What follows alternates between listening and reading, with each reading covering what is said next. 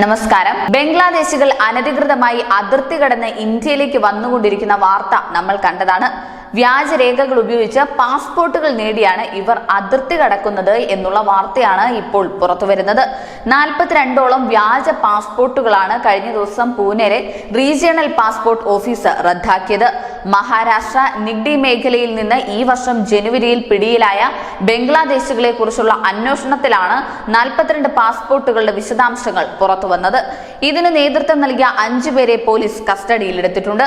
തങ്ങളുടെ Indian passport ഉപയോഗിച്ച് business ആവശ്യത്തിനായി വിദേശത്തേക്ക് പോകാനാണ് ഇവർ പദ്ധതിയിട്ടിരുന്നത്. പിടിച്ചെടുത്ത ഇന്ത്യൻ പാസ്പോർട്ടുകളിൽ 3 എണ്ണം ഗോവയിൽ വെച്ചാണ് ലഭിച്ചത്. പൂനെയിലെ ചന്ദൻ നഗറിലെ പ്രാദേശിക ഏജന്റായ സായിനാഥ് യെയിൽവാദിൽ നിന്ന് നിരവധി ബംഗ്ലാദേശികൾക്ക് ഇന്ത്യൻ പാസ്പോർട്ട് ലഭിക്കുന്നതിന് സഹായം ലഭിച്ചതായും അന്വേഷണത്തിൽ കണ്ടെത്തിയിട്ടുണ്ട്. പോലീസ് റിപ്പോർട്ടുകൾ പ്രകാരം ബംഗ്ലാദേശി അനധികൃത കുടിയേറ്റക്കാർ ആദ്യം പാൻ കാർഡുകളും ആധാർ കാർഡുകളുമാണ് നേടിയത്. പാസ്പോർട്ടുകൾ സ്വന്തമാക്കാൻ പൂനെയിലെയും ഗോവയിലെയും ഏജന്റുമാരുടെ സഹായം തേടിയിരുന്നു.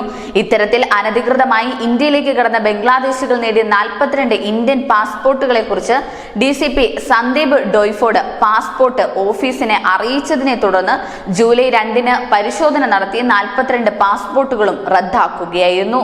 News desk, news India Malayalam.